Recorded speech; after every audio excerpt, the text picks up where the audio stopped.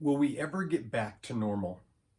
That's a conversation that is taking place throughout the world, not just in our communities and in America, but throughout the world currently. Will we ever get back to normal? What is normal? There's no question that we're going through a change. Will we ever get back to the way things were? Yesterday, I talked about how there was a normal and then a change happened, and we've gone down into this valley, if you will, where we're trying to deal with the change and figure out what it means. The question is, what is the new beginning going to look like? And today I want to talk about this whole element of virtual. What do we mean by virtual? By definition, the word virtual means that it is not the real thing. It is like the real thing, but it isn't the real thing. Now, there's no question that virtual, whether it's virtual reality or virtual meetings, all of these kinds of things are going to play a role in the future. But here's a principle or something that we need to understand. Let's put it that way. The brain requires three things to function properly: oxygen, glucose, and connection.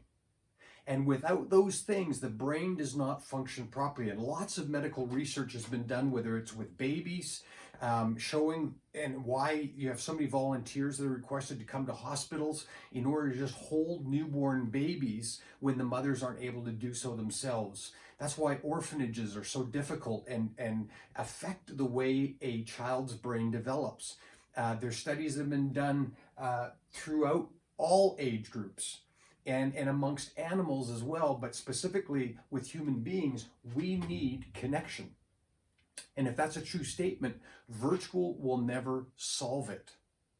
That being said, though, we have a situation right now where we've been thrust into this change, and we cannot have the same kind of connection as we have had in the past. And so virtual provides a really good hybrid, a really good interim solution that allows us to get through this and remain somewhat connected.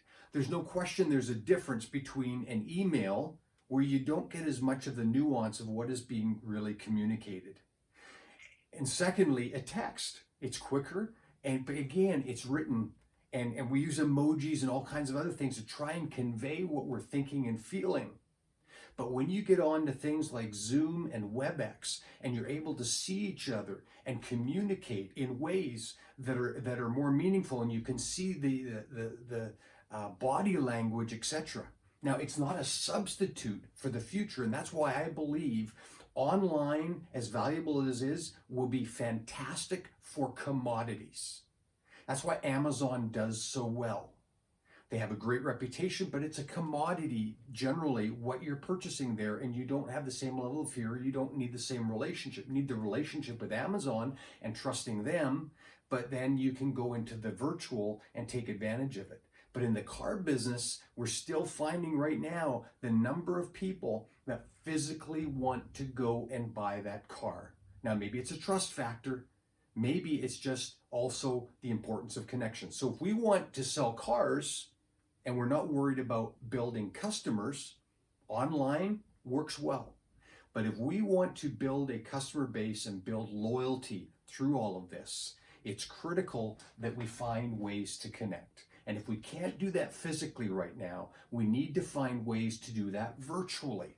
And so I encourage you, and I'm encouraged because many of my stores are converting a number of their in-store days to virtual days, in order that we can have these Zoom calls, telephone calls, whatever medium works best for them, but for us to be able to have the leader meetings, to be able to have the one-on-ones, to have whatever kind of communication.